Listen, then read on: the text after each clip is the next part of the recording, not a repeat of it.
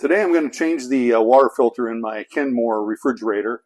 It's a side-by-side with water and ice, and it's made by Whirlpool. I got the model number. I'll put it up here on the screen, but it doesn't really matter because the first thing you're going to want to do to make sure you get the right water filter is if you have this type of Kenmore or Whirlpool, and it's got this little cover down here, round cover. Your water filter's in here, and it's got a push button here. And the first thing you're going to do is push the button, and the filter is going to pop out. You may have to get your fingers in here to pull the filter out. And you can get the part number right off the filter. Somewhere in here it will reference the manufacturer's part number, the original manufacturer's part number. In my case, this one here is EDR3RXD1 or 4396841. That's the original numbers. And then you can just put it right back in. And you got your number. You're going to spill a little water. So make sure you got a little paper towel or a dishcloth. And but now you got your part number, and you can go search for filters online or wherever you want to buy your filters. You can get the OEM filter. As I said, that's I believe that's Everydrop. And if you search for that, that's pretty much the OEM one as far as I can tell. And those will run you $30 to $60 a piece. You can get aftermarket ones if you buy them in a batch of 2 or 3. You can get them for as low as $12 a piece. So that choice is up to you. I'm not going to tell you what to do on that. I use aftermarket filters. They seem to work fine. Now the next thing I'm going to do is I'll do this a little bit slower and show you a couple of tips on getting this thing in and out, and talk about the cover and stuff.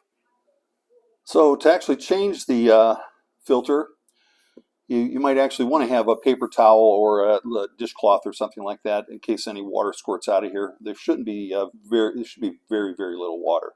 Push this button. This is going to pop out. You may have to help it a little and pull it along, and then slide your whole filter out. And the filter looks like this. It's got a long tab over here. And on the other side, it's got a short tab. This is the one that catches on the button here. And what you do is you got to pull this cover off, and that just unscrews, just like that. You screw it back on, and it only goes on one way, I believe.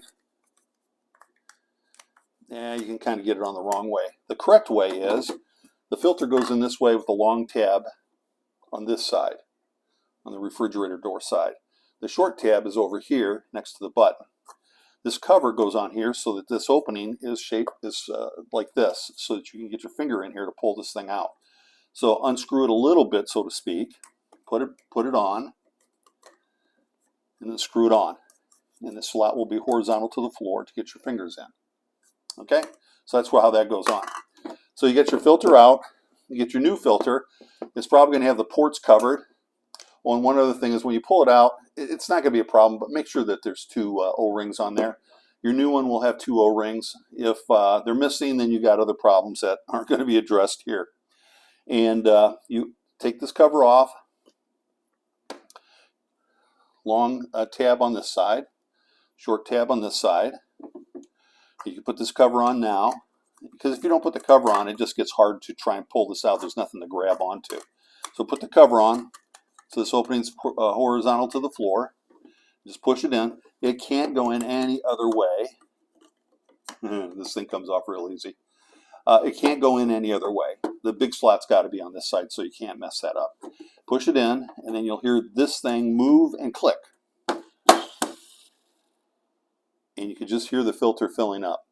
So now, if you've changed the filter, now you do need to flush the air and whatever. You got to flush it out of the system. So you need to take a pitcher and take out, I think they say 3 gallons of water through your water dispenser. You don't have to do anything for the ice side of it because any air or whatever didn't get that far into the system. So that's all there is to it.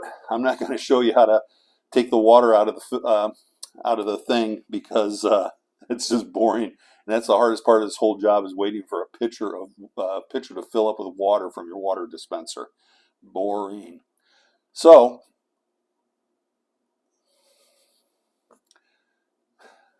Thanks for watching. I hope it helped you, and we'll talk to you next time.